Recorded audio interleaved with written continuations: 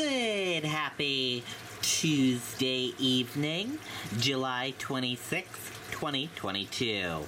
I'm Riley King. Welcome to this Tuesday evening edition of the Riley King Newscast, right here on the Riley King Network. We have a lot of news to get to this Tuesday evening, so let's get started right now.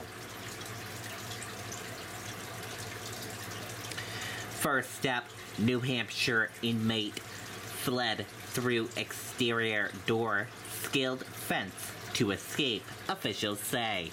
Let's take a listen to that video from WMUR News 9. Our fleet is loaded and ready to go. Mainly Tubbs Truckloads of Savings event is here. It takes a convoy to deliver savings this big. Save thousands with...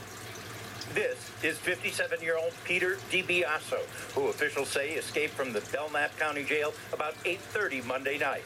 The superintendent says DiBiaso was in the laundry room when he made his escape. When our staff went back to check on him during the routine checks, the door leading from our main hallway into the room was barricaded. They forced their way in and then found the exterior door was forced open. This is that door, which is not equipped with an alarm. It leads to a fenced-in area. The fence is about 10 feet tall, but unlike the fence in the newer section of the jail, is not topped with razor wire. It wasn't noticed DiBiaso was missing until about an hour after his escape, and dogs were unable to track him. No, they weren't able to pick up the scent. We believe that there was just a little bit of time that had passed, and that they were unable to get that scent. But the sheriff's office's doorbell video did capture DiBiaso around 11:20 Monday night north of the jail, and that is where they're concentrating their search. DiBiaso is currently awaiting trial on a number of charges, including being an armed career criminal, and he is considered dangerous. It's not necessarily what they're going to do to get themselves out of this. It's what they're going to do to keep themselves from getting caught. That's the most concern for us. Now, the sheriff says that DiBiaso does have friends and family in the area, but as far as they know, he's acting alone. If you have any information about his whereabouts, you're asked to call the number you see on your screen, 603-527-5454, and dial extension 0. Reporting live in Laconia, Ray Brewer, WMUR News 9. Okay, and there you go on that video and that report.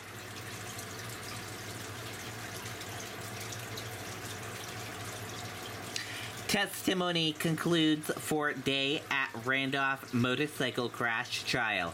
Opening statements delivered. Let's take a listen to that video from WMUR News 9.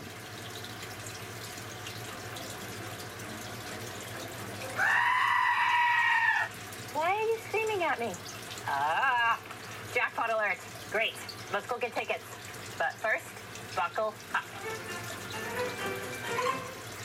Defense attorneys in the trial over a deadly crash in Randolph say one of the victims caused that crash. Vladimir Zukovsky, a truck driver from Massachusetts, is charged in the deaths of 7 people.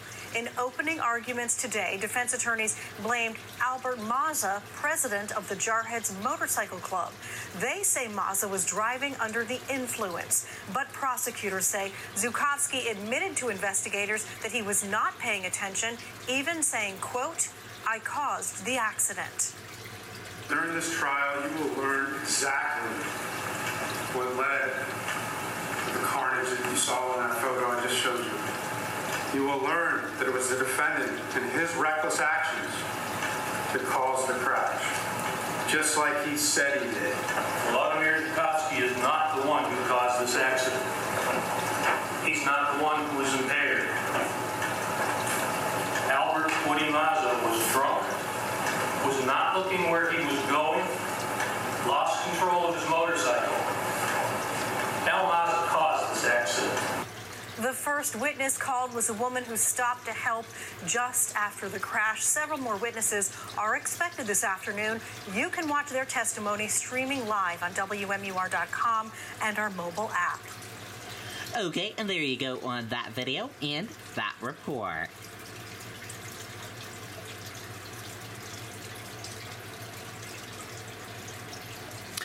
Electricity rates about to climb in New Hampshire. Let's take a listen to that video from WMUR News 9. We need Maggie Hassan to keep fighting to lower costs for families. She worked with Republicans and Democrats to ban surprise medical bills.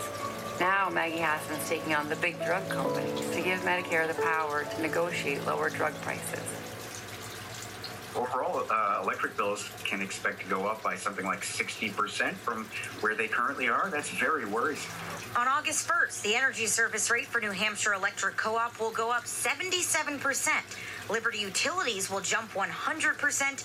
Eversource will rise by 112%. Any increase from Unitil won't happen until December.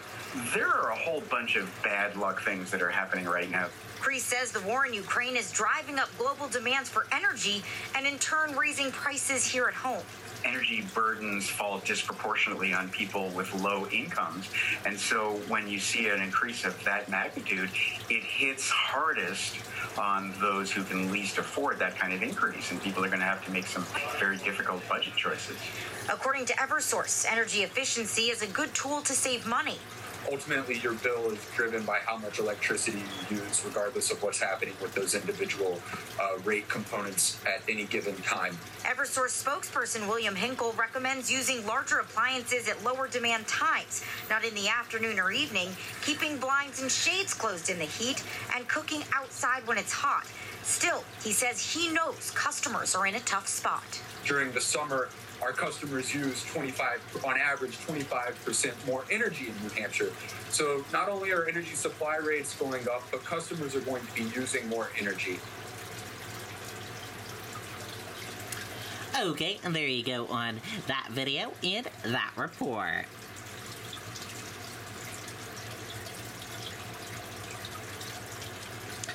New Hampshire Attorney General sues pharmacy chains over alleged dispensing of opioids. Let's take a listen to that video from WMUR News 9.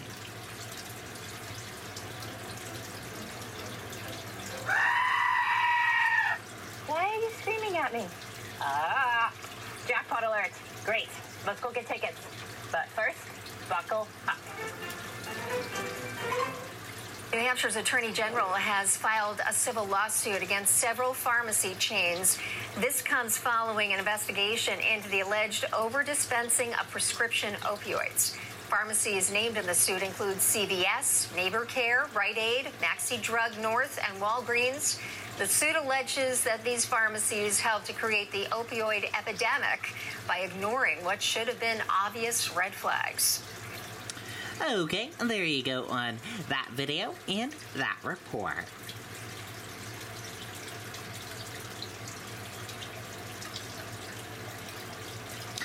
New Hampshire woman killed in crash in Berwick, Maine. Let's take a listen to that video from WMUR News 9.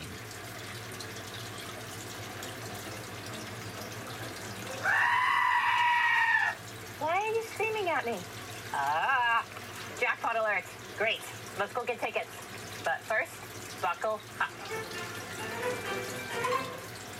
A New Hampshire woman is dead after a crash in Maine.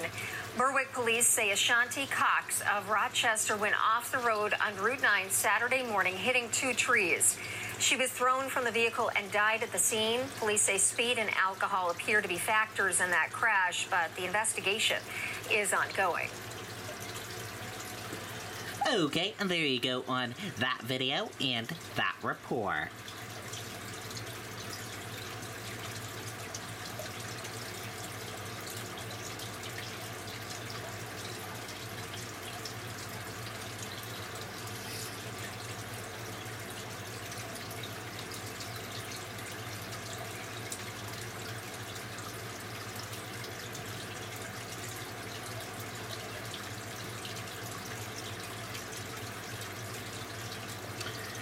Oak fire scorches more than 17,000 acres.